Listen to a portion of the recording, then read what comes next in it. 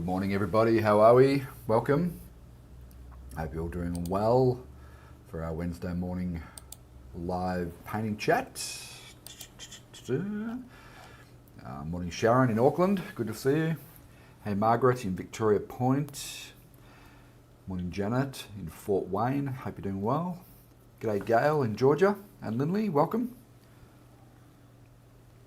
Cold and overcast in Greenville, North Queensland. Oh, I didn't think it got cold in North Queensland. Depends on your definition of cold, right?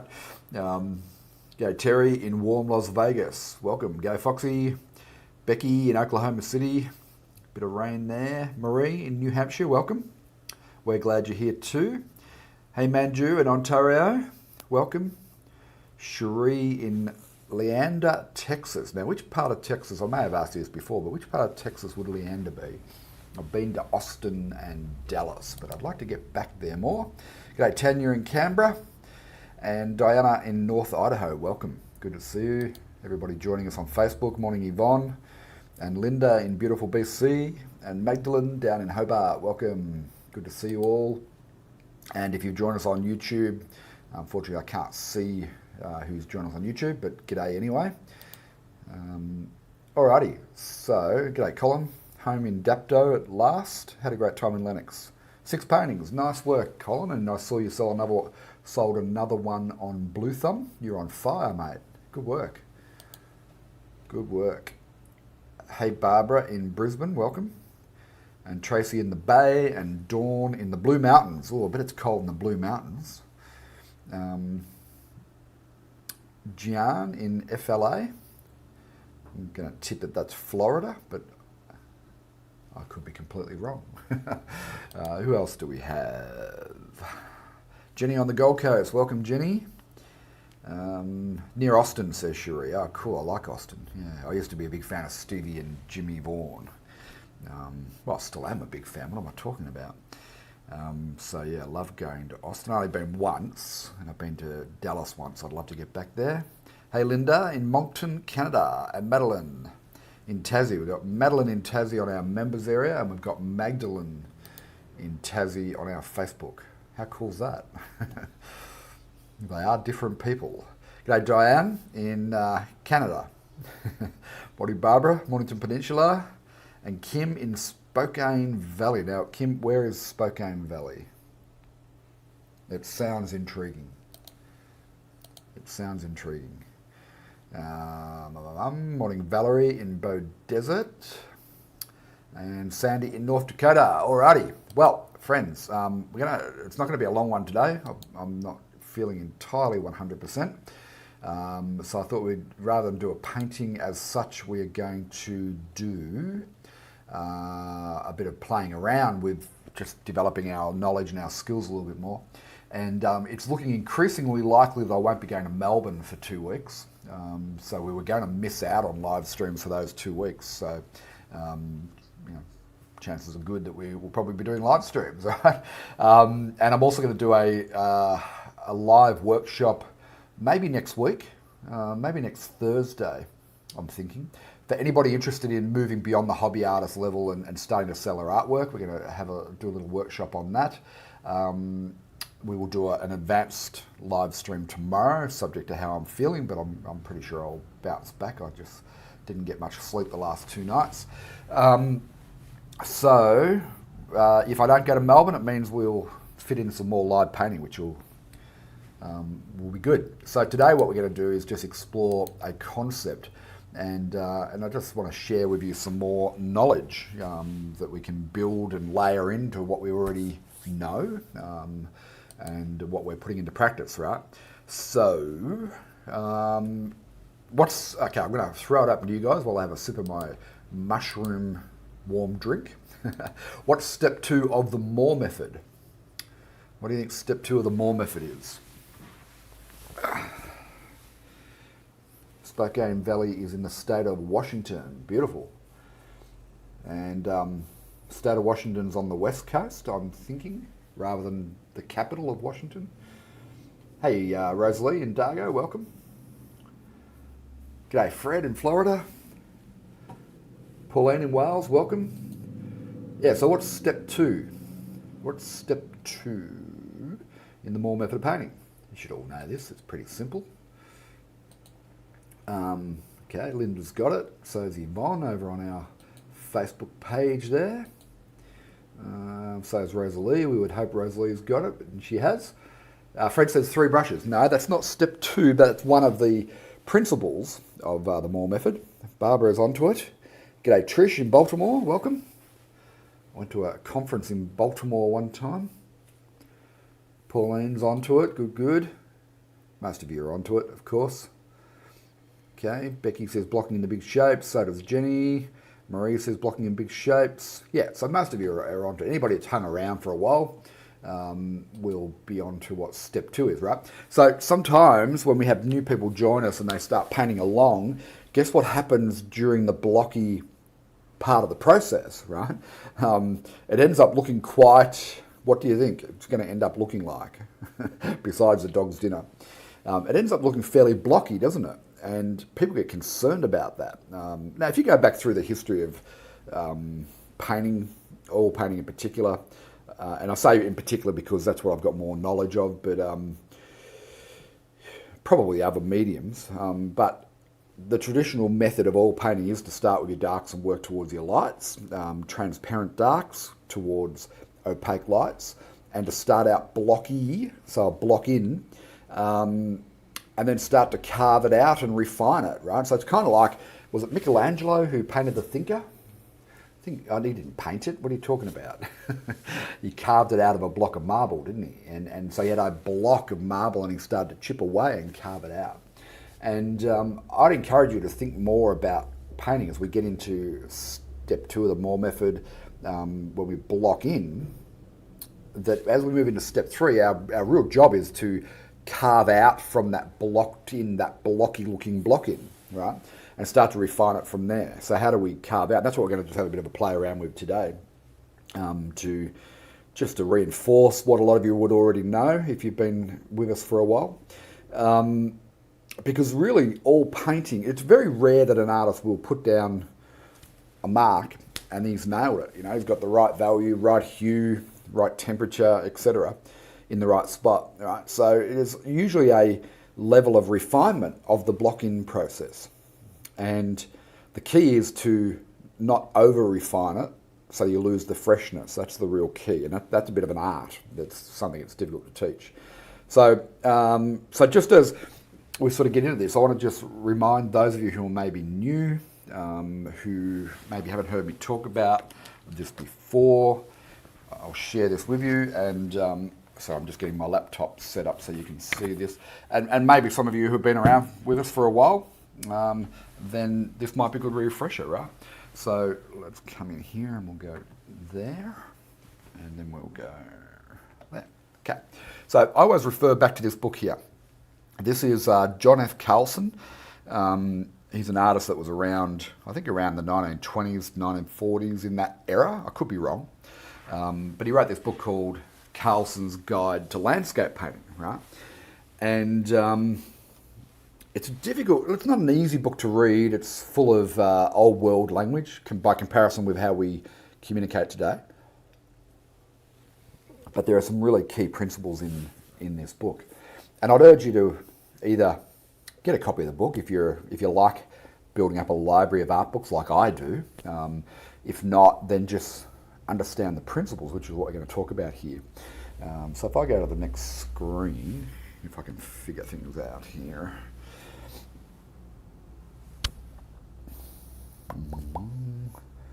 Just excuse me, explain everything. Sign out. Start whiteboarding. All right.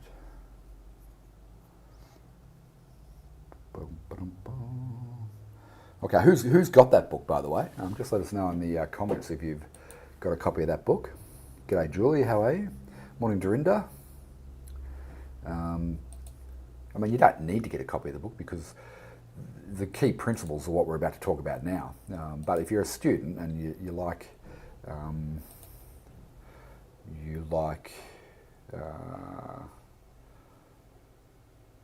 studying, then this is a good book to have. It's a classic, you know.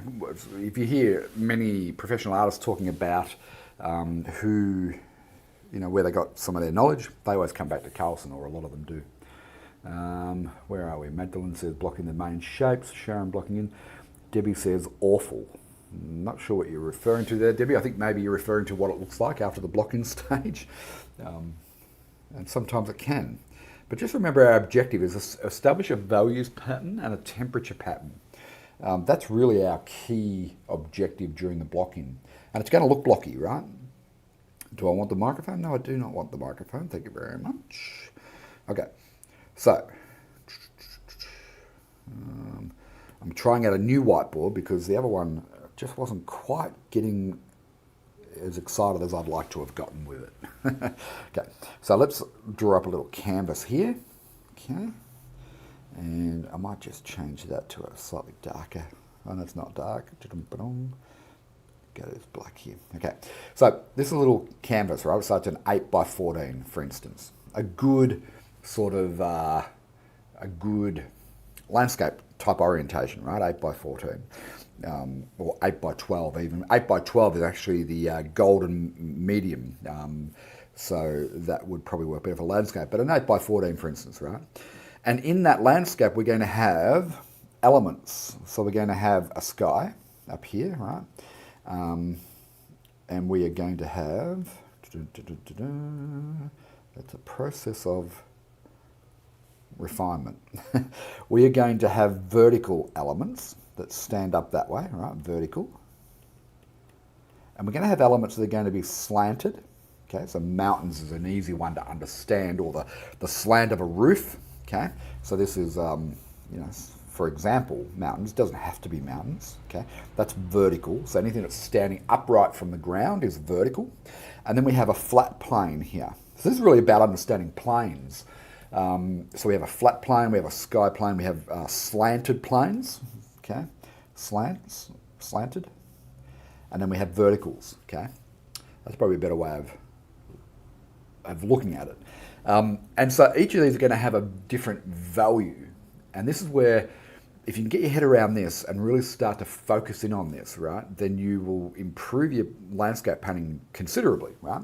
So the question is, which one of these four components, I won't call them elements because a vertical could be a telephone pole, it could be a tree, it could be a fence post, it could be a person, right? So I won't call them elements, I'll just call them components of a subject. Which one of these is typically, not in every case, because every sort of principle and rule can be adjusted, right? There is no absolutes in painting, and that's part of the frustration, perhaps. Staple and Kern swims by, yeah, indeed. Okay, so looking at those four components, which one is going to be our darkest dark typically? Not always, but typically. Because if you can get your head around this, then you're off to the races with creating more depth and atmosphere and realism in your painting. Okay, off to the races. How's that for a good old fashioned saying? Which one's the darkest element? Good question. Okay.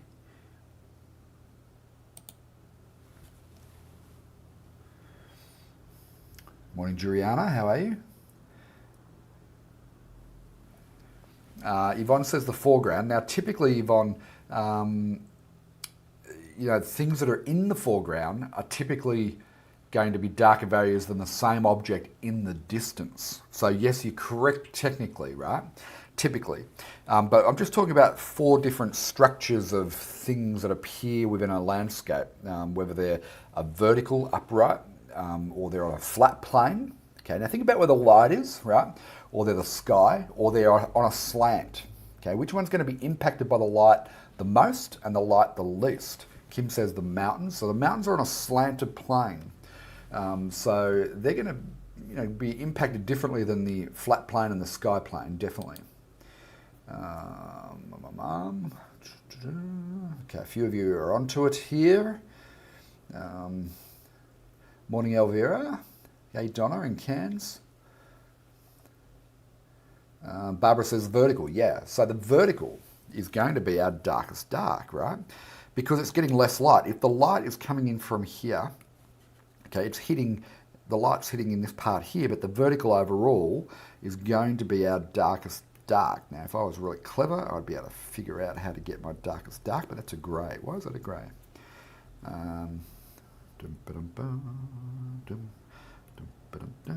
That's not it.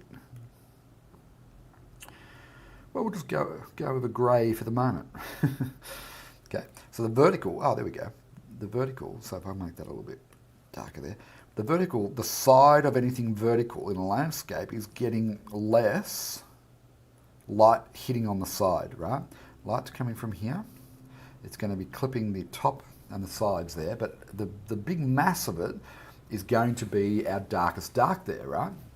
And this is according to Carlson, not necessarily me, although I've found this to be true time and time again when you go out and look in the landscape and you really have a close look. You'll see this to be true all the time, right?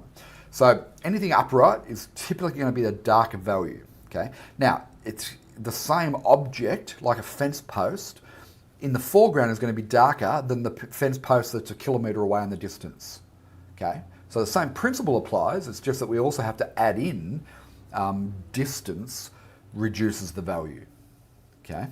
So we have to be mindful of that. Then the next thing here, right, that's going to be, well, so what's next? What's the next thing what's going to be our next darkest dark? That's the big question. Our next darkest dark. What do you think?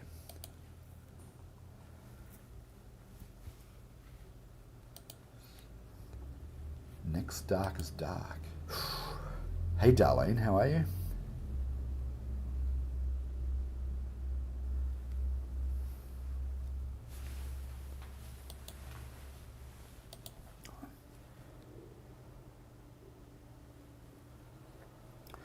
Gail's onto it, but Gail's read the book, or has the book.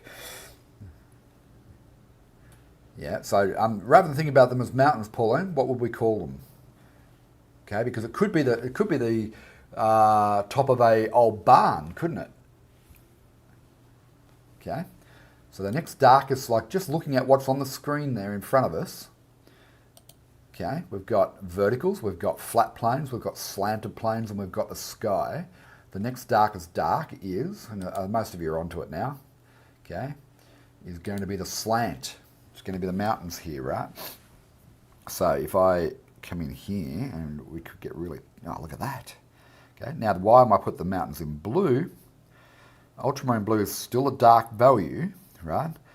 But as things go off into the distance, which I don't know that Carlson talks about, I'll have to refresh my memory. I don't know if he talks about temperature so much, atmospheric perspective, right? As things go off into the distance, they cool right down, okay? So our mountain range, which has slants on it, is going to be our next darkest dark, typically. Well, in this example, right, but the slanted plains is what you really want to be thinking. You want to be looking for the slanted plains, right, is going to be our next darkest value, okay? Next one after that is going to be our flat planes, because the light's coming more directly onto the flat plane. Okay, so we'll start out here with our green. Now, this runs away from us in distance, so we can't just paint it all that one flat colour like that, because what will happen is it'll just look flat. It won't look like it's got any depth or distance to it. So, is it possible for me to maybe, yeah, that's what I should have done, okay. Where's my eraser? Whoop. How exciting is this? I love playing around with whiteboards. And this is so much better once I learn how to use it. It's so much better than a big whiteboard.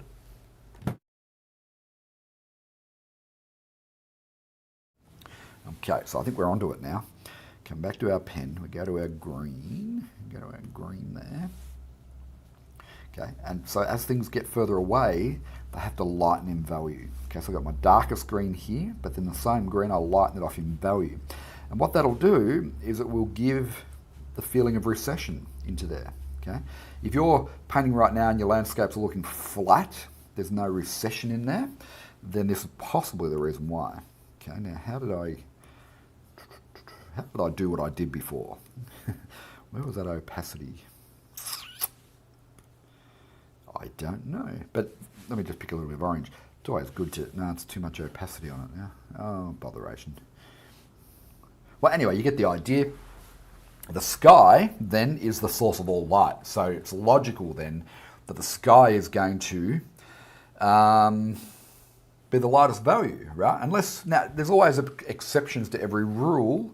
So if you were going to paint a dramatic...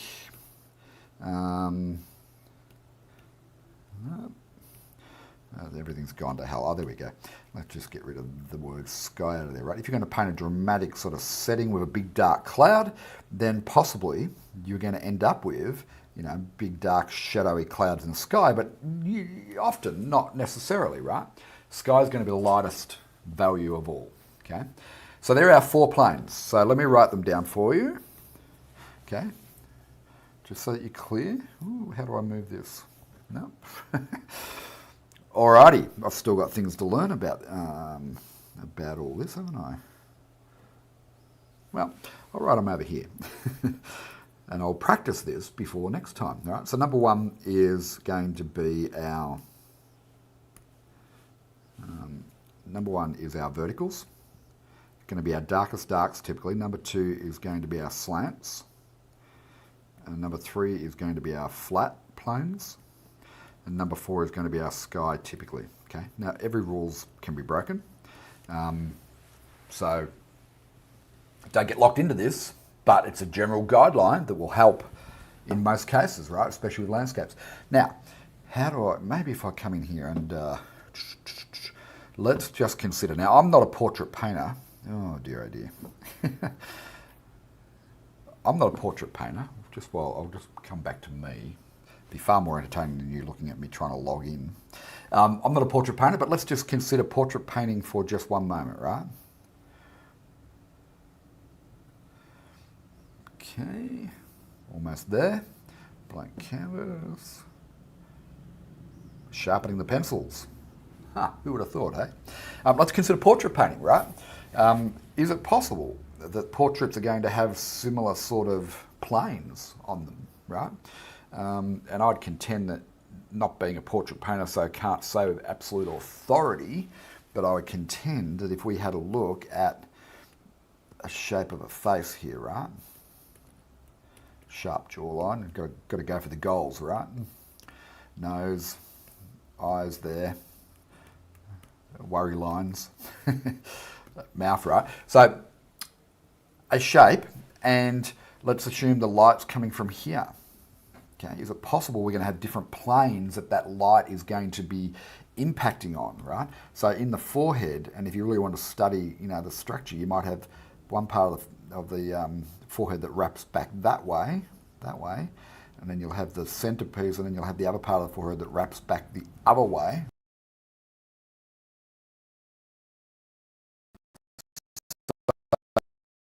So this plane is going to be a slanted plane. It's going to be impacted by the light differently to the one that's turned away from the light, right? So I won't get too much into this, but we're going to have, if we divide the head down that way, this side is getting light, this side is getting shadow, and maybe even cast shadow, right? Through there, and then shadow in through here. And that's how we start to build up 3-dimensionality, okay? Like so. Just even with that little, this is obviously me, a little tuft of hair there, a little tuft there and there. My hair grows this way, sideways. I don't know why, but it does. So, same sort of principles apply, but I don't want to get too much into that now. Let us come down to the palette here. We'll have a quick look at what we've got going on, and then we'll do a quick little... So I started out talking about blocking in, right? Blocking in usually starts out looking blocky. We need to get that fixed, and we need to refine it from there. Okay, is everyone with me still? Is this all making sense, or am I just rambling on? Hopefully you're all still with me. Well, while I wait for you to respond to that in the kindest way, I'm going to pop out some paint. We're just going to use our ultramarine blue. And I did a little bit of prep work. Now you can do this in your own time. You don't have to paint along to this. I just really want to, because I'm not feeling brilliant this morning. I thought, I don't know if I can do a full painting, but I think I can explain a concept to you. Okay, a bit of yellow. Let us have a look at this, right?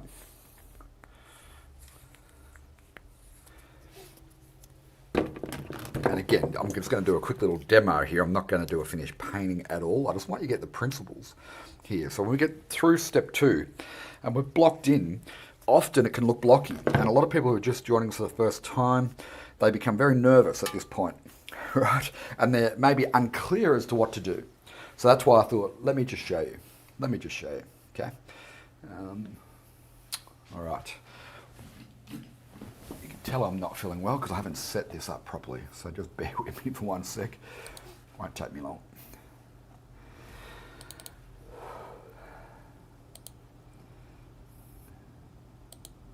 Get rid of that. Come into here and we go. Whoop. Okay. Now have a look at what I've just got on the board there. I just roughed this in with acrylics earlier so it'll be dry. And that's basically what we've just been talking about, isn't it? We've got a vertical, strong vertical, which is our darkest dark. Then we've got our slanted plane behind that, which is our mountain.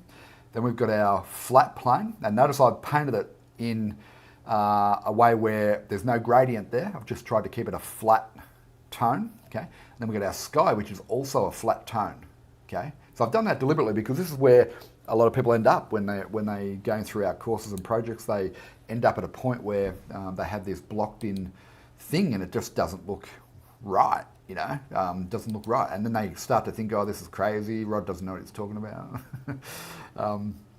So, et cetera, right? What we want to do is say, okay, well, this is the kind of the point we want to get to, isn't it?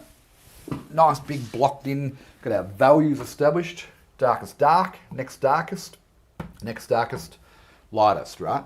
So if we assume the light's coming in this way, because that gives us then more light in the picture. If I put the light over this side, then most of the light is pointing out of the picture, okay? So we've got to think about things like that, especially if we're making up compositions. So first thing is, this is going to be a vertical tree. So I'm keeping this as simple as possible. It's a tree with a little mountain range in a field, right? It's probably the most basic sort of landscape you can dream up, okay? And I'll just mix a dark here. Blue, red, and yellow ochre. Ultramarine blue, alizarin crimson, yellow ochre, okay? And we look at that blocked in tree and we go, Rod, you didn't do a very good job. The tree's got no character. So what makes trees have character? What do you think? Type it in. What makes a tree have character? I think there's probably a couple of things. Now, don't worry about what type of tree it is because they all operate with basically the same principles, okay? But what makes a tree have character? Okay, so I just mixed up a dark. There it is there. It's probably a little bit on the purple side. If I hit that with white, it'll go a little bit purple. So the key there is not to get any white into it, okay? I'm going to take a brush that's got a little bit of scraggly hairs here, like so, because they're good for painting trees with, right? And my tree today, I want to, got light coming that way, so I've got shadow there, right? We'll run the shadow out of the scene here, right? So far, so good. But it has no character. It's a very yucky tree. So I'm going to do a tree that is very heavily grounded. So what I mean by that is it's got quite a lot of stuff going on around here, right? I'm going to overlap that little mountain there, leave a few little gaps. Maybe I'll do something similar there, okay? And all of a sudden it's starting to come together a little bit, isn't it? So you're saying light and shadow, quite a few people and so on. Bark texture, that's really a detail, which we won't get into today. But really what gives a tree character is its overall shape and the outer edges, right? That's what gives a tree character. Because you watch what happens as now I've never done this before using a block, but I have painted the odd tree here and there a few times. Okay, I'm going to pull that corner in. Okay, we'll pop a little bit out there, we'll make that a little bit stronger there. So all of a sudden it's starting to, with just a couple of brush marks, starting to have a feel of a tree a little bit, right? Now, again, I'm not going to work this into a full-blown tree. so don't get excited. But can you see how that's starting to come together?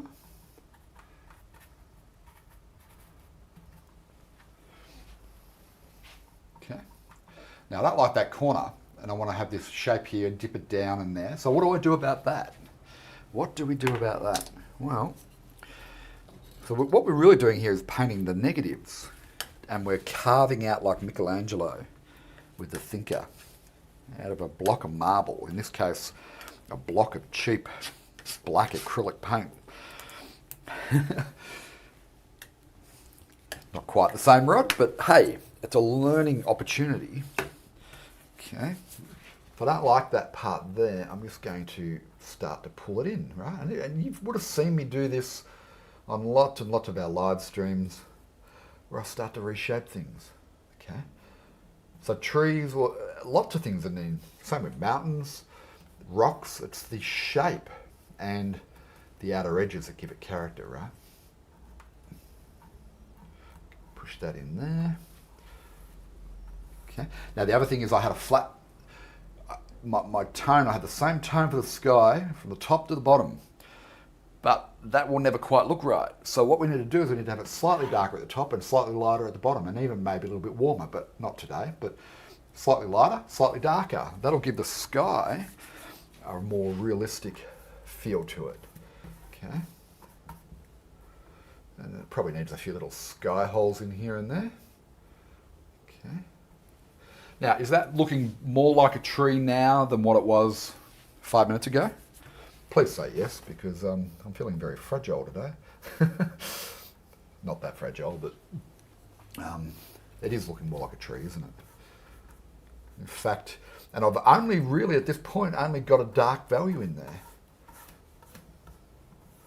Okay, so we know that trees need to have middle values and light values, but for today, what we'll do is we'll just put in a light value for it. We won't get carried away with 3 values in this tree. You can have a play around with it and add your own thing to it. But can you see how quickly you can turn from blocky? It looks too blocky, it doesn't look right. Woe is me, I can't paint. Right, Rod doesn't know what he's talking about with his more method of painting thing. How quickly you can go from that to something that's now got a little bit of character and shape. Okay, we'll get a little bit of this blue, we'll get some yellow ochre, and we'll get a little bit of this yellow, and we'll just swish up a lightish green. Okay. And as I said, I'm not going to put 3 values in, I'll just put in, this is kind of a middle value anyway, I would think. But where the light's coming from, across here. Okay. And all I'm doing here right now is I'm sticking with Carlson's theory that a vertical has to have an upright, but to give anything volume, so to his principles, we add that if we want anything to have a feel of volume and shape, they also have to have, well, you can get away with 2 values, but it's usually far more effective to have that 3rd value in there, right? So we just add on to what we learned from Carlson, and then all of a sudden we start to get a feeling of a little bit of 3-dimensionality just creeping in already. Okay, now be careful, Rod, that you don't paint out all those beautiful darks. So if you do that, well, I don't know what will happen. I'll have to go and get a job at Bunnings. Okay, a little bit there. Probably not going to get any light into there, but a little touch of it here and there doesn't hurt. Okay, so I'll pop that on, and then I can start refining it. And so this is what painting is. It's just massaging things back and forward, darks and lights, but understanding the principles of where we should have darks and where we should have lights, and then the outer edges, right, and the shape. See how I'm just softening that into the sky, and it gives this really soft, delicate edge, because I don't want a hard edge over there, okay? If we put a hard edge over there, that's where the eye's going to wander off to, okay? Well, just tap that back into the sky. Now, the more you sort of play around with this, and I'd challenge every one of you to have a go. Watch this replay back so you can see how I did the block. It was just a black block, a blue line, a green rectangle, and a light blue rectangle. Right? That's what we started with. I'd challenge you to have a go. I did it in acrylics before we went live, just so that I didn't have to muck around. And I'm just painting over this with a bit of oils, right? But you can do the whole thing in acrylics or whatever. So now our tree's starting to, it's a 5-minute tree, so don't expect it to be brilliant, but if you do, then that's a little unreasonable. Okay, so I get a little bit of a brown happening. There's some crimson, yellow ochre. That'll give me a earthy orange. It's on the red side, so I'll add a little touch more yellow ochre, then I'll get a touch of blue. The blue will push it towards the brown. That's how you make a brown. You mix up an orange, start adding blue to it. Okay, little pinhead of white into that because it's probably a little bit dark. Creep up on your white. See that? I'm just creeping up on it until I get to a value that I'm happy with. That's where I started. This is where I'm at. Okay, whoops, picked up some of that dirty tone. That's okay. It's all the same family of colours, so I don't mind that. Scrap off a little bit, okay? And now all of a sudden we're going to have in here, we're going to have a tree trunk in there, okay? Now I would do some tree trunks in black and some in a brown tone. The ones on this side, you do them black. Well, not black, but a darker version of this brown, you know what I mean? Okay. Now, what often happens is we go overboard and we start to lose our darks, right? So, we keep our darks on our palette. We grab some of that and we go, you know what, that would work better with a shadow in there and just in there, okay? And we just start to push it in. But keep in mind that as I do this, I'm dirtying up my brush a bit, so I need to be mindful of that. But I can just reshape it, keeping in mind where the shadow side is going to be versus the light side. Okay, I think we're a little bit more dark up into here. Got a bit carried away in there as well. Okay, I don't like that clumpy part of the tree trunk, so I can just pull my dark back in and just reshape it. Okay, like so. That's working a bit better. So now I've got a tree that's starting to work. Okay, with just a little bit of effort there, just a little bit. Now obviously I've done it 1,000 times, so it's a little bit easier for me, I get that. But if you understand these principles, maintaining the overall integrity of this block of dark, a vertical block, right? Remember how it started, it was a rectangle block, and now it's a beautiful thing, almost. It needs work. I mean, you could spend another hour, really, if it was a subject about a tree, spend another hour on it and just really work it till it's at a point where you're happy with it, right? Grab some of this. We need to get a little bit darker in our foreground grasses here. I'm not going to do the whole lot, but I'll just show you. We need some darker tone in through there. And what I would then be looking at doing is getting some light green tone. Maybe a touch of yellow ochre in it just to get it a bit earthy. We'll mix that up. Okay. And then we can scrape that on the palette knife and we can start to just pull up some grassy effects in there, but you'd also need to have that running through there as well. We've got a bit of light, right? So,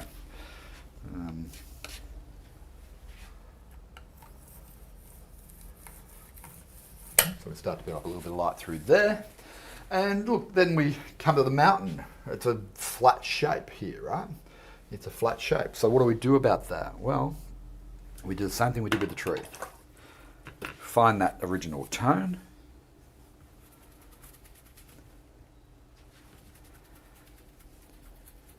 It's just blue and white. Okay, how are we? Ooh, too light. Too light, add more blue. Okay, but a little bit light here and there. Let some of the darker blue come through. That's not a problem.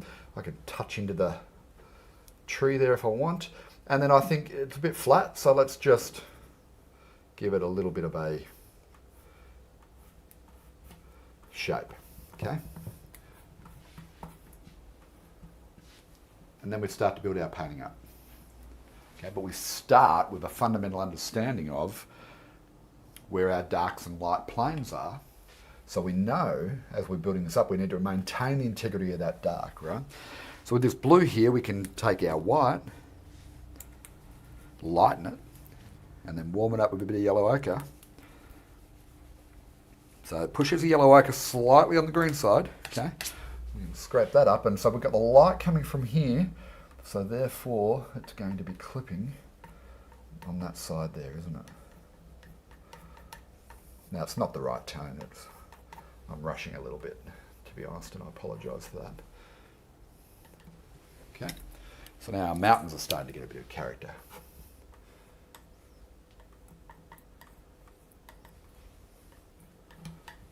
But they've got to sit in the distance. So this green here has to be a lighter, cooler value than this green in here.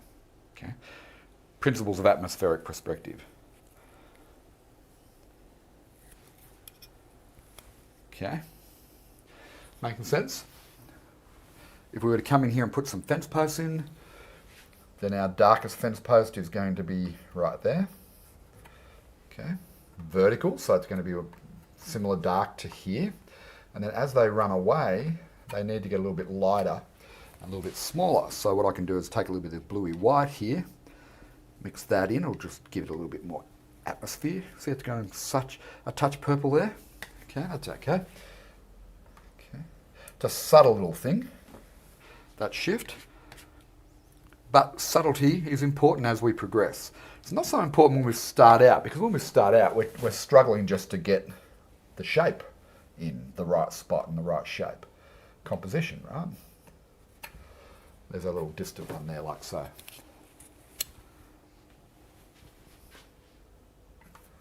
Okay, but we started out with that fundamental principle. Now, the other thing is that field there. I'll just quickly do that, and then I'm going to wrap it up because I need to go and lay down. Now, for those of you who were in the Artist Business Academy and considering selling your work, I used to do tons of little paintings like this. Very saleable little paintings, right? Maybe I put a little bit more work into it than what I've done here, but simple compositions, remind people of where they grew up on a farm or a country, and people love them, right? This sort of thing. Okay, so we come in here. It's got to be lighter in through here. Excuse my inaccuracy with the brush this morning. It's got to be lighter in through there, out in the distance. Lighter value. Okay. Take some of this darken it up. And then I've gone a little bit too blue. A little bit too blue in there, so I need to push more yellow into it. There we go. A little bit of that blue won't hurt, but don't let it start to dominate this middle part here. You can see I've got it in the brush as well. Now, I've got the light coming from here, so as I move away from the light, it kind of makes sense to darken up that green a little. Maybe even pop just a tiny pinhead of red into it. Okay. Because we're moving away from the light, and flick some of that up over the shadow there.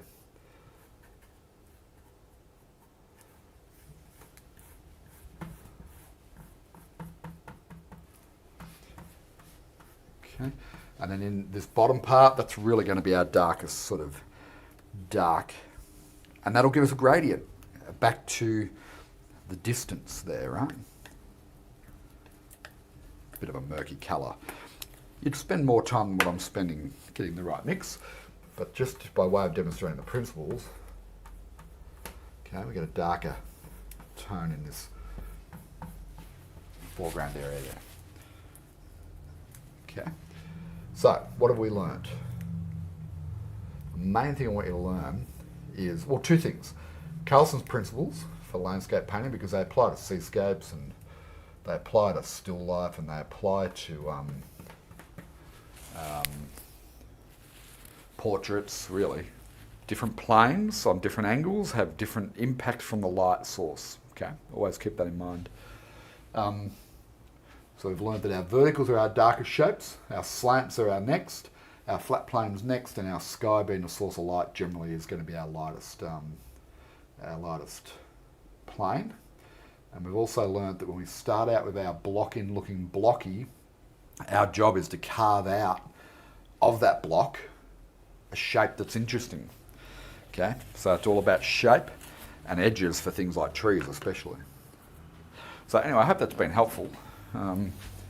Something I like to remind myself of on a regular basis.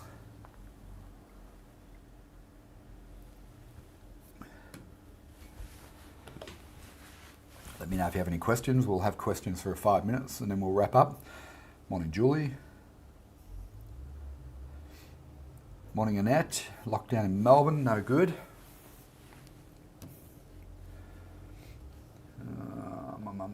So if you have any questions, let me know. Colin says, amazing, Rod. You teach hard to grasp concepts so well. Thank you very much, Colin. Appreciate that.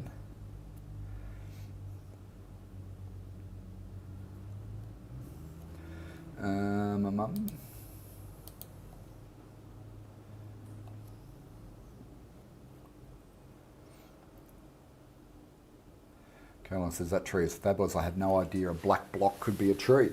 Well, there you go. And this is the whole principle of like the Moore method of painting is, we block in and then we refine in step 3. Thank you, Betty. I recommend everyone give it a go. Just rewind this video after we finished and go to where I showed you the original block in. It took me like literally 2 minutes with acrylic paint to paint it. So have a go at this, right? It's not that difficult to do. And then you could do like another block, a little square, and start to turn that into a rock, right? A rock's going to be more orangey, reddy tones and brown tones, but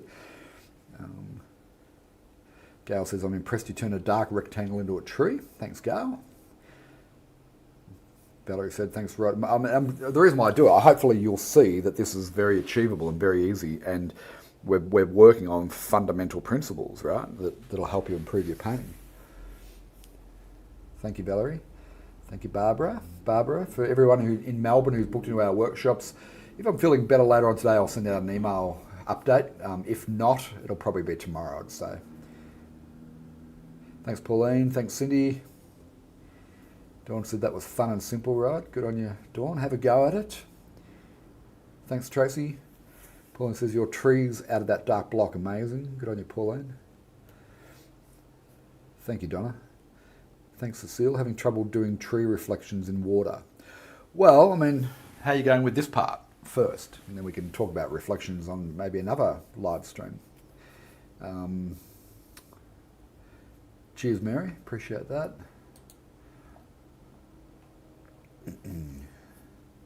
Dorinda says she really enjoyed today. Thanks, Dorinda. Julie says, fascinating principles. Learnt something new. Good on you, Julie. So if you haven't got a copy of Carlson's landscape book, I highly recommend it. It is old language. I like collecting books, art books. So I've got a few others here actually, which I'm going to, we'll do some sessions on some of the philosophy behind painting, if that's of interest to you. I personally think it is. Cheers, Yvonne, thank you. Lindley says it just makes sense. Thank you, good on you, Lindley. Thank you, Colin, appreciate that, mate. Where are we up to here?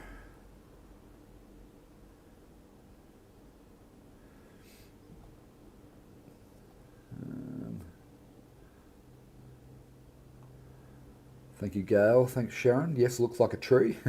Thanks, Sharon. Becky says, definitely looking tree-ish. Yeah, good-o. Sujata says, hello from Henderson. Thanks for joining us, Sujata. Debbie says, does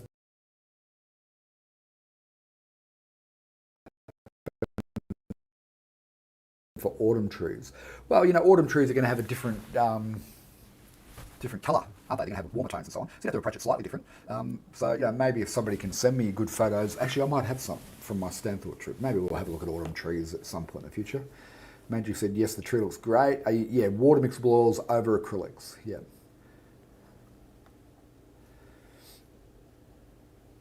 Morning, Winnie.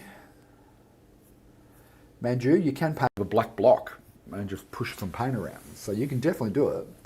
There's nothing that great about me. It's just I've done it more, and I've got a very solid understanding of the basic principle. But Sherry said, always amazing, a beautiful treescape where a big blob of dark rectangle and vertical lines lived. Thank you, Sherry. And look, that's really, isn't that what happens when we do our blocking of our big shapes? We often end up like that. So now how do we refine those shapes is, I guess, the key point. Janet says, it seems you can turn anything into something great looking.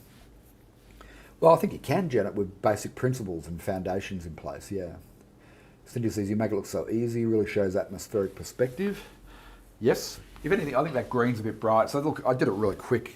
We could make that mountain range look much further back, and there's lots of things we could do. But by way of demonstration, I think it ticks all the key points, yeah. Thank you, Terry. Appreciate that. Tree looks great, says Tatiana. Sharon says, thanks, Rod. Hope you feel better. Thank you. Yes, I'm going to take the rest of the day off, actually. Gail said, Ash, great session, Rod. Thank you. Please take care of yourself. Thanks, Gail. All right, friends. Very interesting concept, says Sandy. Makes things very simplified. Yeah, well, that's the whole point of the Moore method of painting, I think, really, is it's about simplifying things right down into a few key principles and then getting really good at those key principles. You know, the fundamentals, obviously, are important.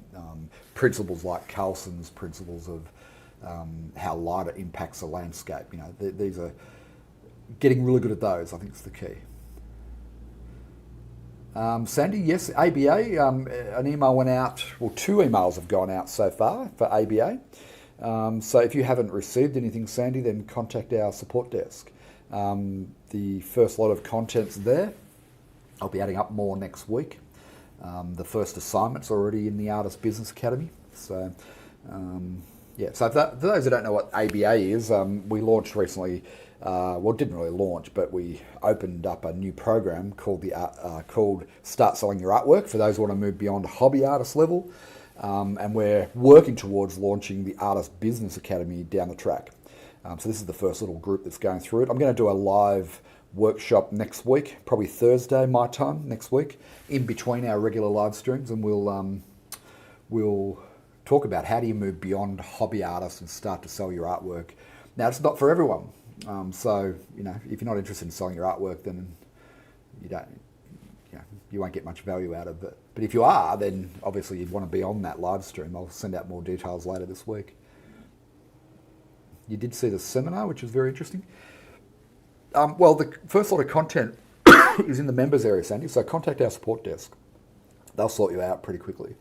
Janet says, thank you, Rod. Always inspiring. Good on you, Janet. Maggie says, hope you're feeling better. Thank you, Maggie. All right. Would love to know other books you would recommend top 10 lists. Cindy, I'd have to have a think about that. Maybe we'll talk about that in a coffee chat in a future episode. But good question. Really good question. So I will make a little mental note of top 10 books. Yeah. All right. Margarita is in Coolum Beach, just down the road, Margarita. Beautiful part of the world. Yes, I'm going to take the rest of the day off, so go and try and get some sleep because I haven't had any for the last couple of nights. So, friends, hope you have a fantastic day. I've been popping in and out as I check emails, and it's been great to come in every few minutes and see the changes. Yeah. Good on you, April. Appreciate that. All right, friends, enjoy your day, and I will see some of you. Yes, in philosophy, says Julie. Yeah, I'm big on the philosophy, especially if you want to progress beyond hobby artist, right? You need to have the right worldview, the right personal philosophy and mindset to be successful as an artist. Now, if you just want to stay as a hobby artist, then it really doesn't matter, although it will hold you back without the right thinking. So I'm big on it, and so I'm glad you are, Julie. So if anyone wants to join Julie and I over in the philosophy corner, then, but anyway, for those who are in the Artist Business Academy, I sent an email, I think it was yesterday, with a link to one of my first mentors who really helped shape and develop my personal philosophy. And I wouldn't be doing what I'm doing today without him. I sent out a link to that video, and I've also added it into the Artist Business Academy membership area. So you want to go and check that out. G'day, Kim. How are you? Thank you.